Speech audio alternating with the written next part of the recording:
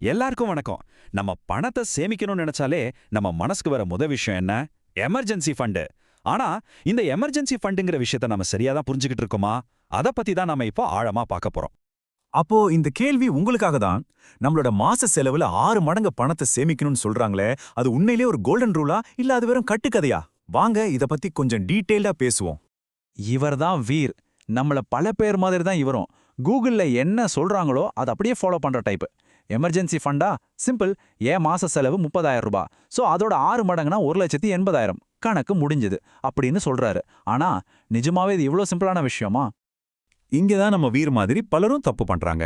ஏன்னா இந்த பர்சனல் ஃபைனான்ஸ்ங்கிறது எல்லாருக்கும் ஒரே மாதிரி செட் ஆகுற ரெடிமேட் சட்டை மாதிரி கிடையாதுங்க. ஒவ்வொருத்தருக்கும் அது வேற மாதிரி இருக்கும். இப்போ இதை பாருங்க. ஒரு பக்கம் எல்லாரும் கண்ணை மூடிட்டு ஃபாலோ பண்ற ஒரு காமன் ரோல், இன்னொரு பக்கம் உங்க வாழ்க்கையோட உண்மையான நிலவரத்தை வச்சு போட வேண்டிய ஒரு பர்சனல் கணக்கு. இதுல நீங்க எதை செலக்ட் பண்ண போறீங்க? உங்களுக்கு 5 மடங்கு பணம் வேணுமா இல்ல 10 மடங்கு வேணுமாங்கிறத இந்த கேள்விகள் தான் முடிவு பண்ணும். நீங்க மட்டும் தனியா உட்காந்து யோசிக்காதீங்க, உங்க ஃபேமிலியோட உட்காந்து பேசுங்க. அப்போதான் உங்க உண்மையான தேவை என்னன்னு உங்களுக்கு நல்லாவே புரியும். சரி, இந்த கணக்கு நம்பர்ஸ் எல்லாத்தையும் கொஞ்ச நேரம் தள்ளி வைப்போம். எமர்ஜென்சி ஃபண்டுங்கிறது வெறும் பணத்தை பத்தின விஷயம் மட்டும் இல்ல, அது நம்ம மன நிம்மதியோட சம்பந்தப்பட்டது. இதை புரிஞ்சிக்க வாங்க திரும்பவும் நம்ம வீர்க்கதைக்கே போலாம். வாழ்க்கையில எப்போ என்ன நடக்கும்னு யாருக்கும் தெரியாது. கோவிட் டைம் ஓபக இருக்கா? நம்ம எல்லாரோட வாழ்க்கையும், முக்கியமா நம்ம பட்ஜெட்டையும் தலைகீழா புரட்டி போட்டுச்சு இல்லையா? வீர் குடும்பத்திலயும் அதுதான் நடந்துச்சு. திடீர்னு தாத்தா பாட்டிக்கு ஆஸ்பத்திரி செலவு, அப்பா அம்மாவுக்கு ஒர்க் ஃப்ரம் ஹோம் செட்டப் பண்ண வேண்டிய செலவு, வீட்ல சும்மா இருக்க போர் அடிக்காம இருக்க ஓடிடி சப்ஸ்கிரிப்ஷன்னு அவங்க பட்ஜெட் மொத்தமா காலி. அப்போதான் அவங்களுக்கு புரிஞ்சது, அவசரம்ங்கிறது நாம எதிர்பார்க்காத நேரத்துல நம்ம கதவை தட்டுன்னு. அப்போ எமர்ஜென்சி ஃபண்டுனா என்ன? சிம்பிளா சொல்லணும்னா, வாழ்க்கையில திடீர்னு வர புயல்லேருந்து நம்மளை காப்பாத்துற ஒரு லைஃப் ஜாக்கெட் மாதிரி தான். நாம பிளான் பண்ணாத செலவுகளுக்காக நம்ம முன்கூட்டியே பண்ற ஒரு பிளான். ஓகே, இப்போ எதுக்கு எமர்ஜென்சி ஃபண்ட் வேணும்னு நமக்கு நல்லாவே புரிஞ்சிருச்சு. அடுத்து அதை எப்படி உருவாக்குறதுன்னு பார்க்கலாம். இதுக்கு 2 சிம்பிளான வழிகள் இருக்கு. முதல் வழி ஃபண்ட் ஃபர்ஸ்ட், இன்வெஸ்ட் லேட்டர். அதாவது முதல்ல உங்க எமர்ஜென்சி ஃபண்டுக்கான முழு பணத்தையும் சேமிச்சு முடிச்சிடுங்க, அதுக்கப்புறம் இன்வெஸ்ட்மெண்ட் பத்தி யோசிக்கலாம். 2வது வழி ரெண்டையும் ஒன்னாவே பண்றது. மாசம் மாசம் உங்க சேமிப்பை 2ஆ பிரிச்சு கொஞ்சம் எமர்ஜென்சி ஃபண்டுக்கும் கொஞ்சம் இன்வெஸ்ட்மெண்ட்டுக்கும் போடலாம். நீங்க எந்த வழியை தேர்ந்தெடுத்தாலும் சரி, முக்கியமான விஷயம் உடனே ஆரம்பிக்கிறது தான். ஓகே, பணத்தை சேமிச்சாச்சு. ஆனா ஒரு முக்கியமான கேள்வி இருக்கு. இந்த பணத்தை எங்க வைக்கிறது? இங்க தான் நிறைய பேர் ஒரு பெரிய தப்பு பண்றாங்க. அந்த தப்பு உங்க மொத்த சேமிப்பையும் காலி பண்ணிட வாய்ப்பு இருக்கு. நம்ம வீர் சொன்ன மாதிரி எமர்ஜென்சி ஃபண்ட் பணத்தை கொண்டு போய் ஷேர் மார்க்கெட்ல போடுறது, பெட்ரோல் பங்க் பக்கத்துல நின்னு சிகரெட் பிடிக்கிற மாதிரி ரொம்ப ரொம்ப ரிஸ்க். எமர்ஜென்சி ஃபண்டோட நோக்கம் ரிட்டர்ன் சம்பாதிக்கிறது இல்ல, நம்மளோட அசல் பணத்தை காப்பாத்துறது தான். சோ ரிஸ்க் இருக்கிற இடத்த பக்கமே போகாதீங்க. இப்ப பாருங்க, நமக்கு 3 பாதுகாப்பான ஆப்ஷன்ஸ் இருக்கு.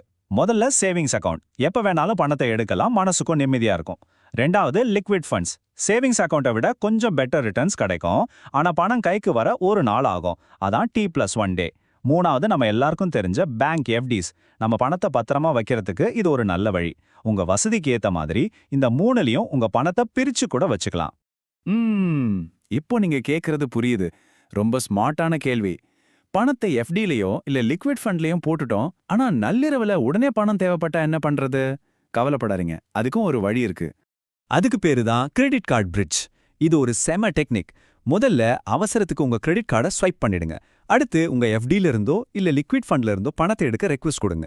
பணம் உங்க கைக்கு வந்ததும் கிரெடிட் கார்டு பில்ல முழுசா கட்டிடுங்க. பாத்தீங்களா, உங்க பணத்துக்கு ரிட்டர்ன்ஸும் வந்துச்சு, அவசர தேவையும் சமாளிச்சாச்சு. ஓகே, இப்போ கடைசியா 2 கோல்டன் ரூல்ஸ். இத மட்டும் எக்காரணத்தை கொண்டு மீறவே கூடாது. மீறினா நாம இவ்ளோ கஷ்டப்பட்டு உருவாக்குன இந்த ஃபண்டோட நோக்கமே வீணா போயிடும். முதல் விதி ஆல்வேஸ் ரீப்ளனிஷ். அதாவது உங்க ஃபண்ட்ல இருந்து பணத்தை எடுத்தீங்கன்னா அதை திரும்ப நிரப்புறது தான் உங்க முதல் வேலையா இருக்கணும். வத்தின கிணத்துல திரும்ப தண்ணி ஊறுற மாதிரி உங்க நிதி பாதுகாப்பை உடனே சரி செஞ்சிடணும். 2வது முக்கியமான விதி, இது ஆடம்பர செலவுகளுக்கு கிடையாது. புது பைக் வாங்கவோ லேட்டஸ்ட் ஃபோன் வாங்கவோ இந்த பணத்துல கை வைக்கவே கூடாது. இது உண்மையான அவசரங்களுக்கு மட்டும்தான். உங்க வேலை, உடல் நலம், குடும்ப பாதுகாப்பு மாதிரி விஷயங்களுக்கு மட்டும்தான். நாம இவ்வளோ நேரம் பேசினதோட மொத்த சாராம்சமே இந்த ஒரு வரியில இருக்கு. அவசர கால நிதி பாதுகாப்பிற்கானது, வருமானம் ஈட்டுவதற்காக அல்ல. இதை நல்லா மனசுல பதிய வச்சுக்கோம். சூப்பர். இப்போ உங்க எமர்ஜென்சி ஃபண்ட் ரெடி. இது உங்க ஃபைனான்ஷியல் லைஃப்ல ஒரு பெரிய ஸ்டெப். வாழ்த்துக்கள். ஆனா வாழ்க்கையில வர எல்லா ரிஸ்க்குக்கும் இது மட்டும் போதுமா? நிச்சயமா இல்ல. மத்த பெரிய ரிஸ்க்ல இருந்து நம்மளை எப்படி காப்பாத்திக்கிறது? அத பத்தி அடுத்த பகுதியில விரிவா பார்க்கலாம். அது வரைக்கும் சேஃபா இருங்க.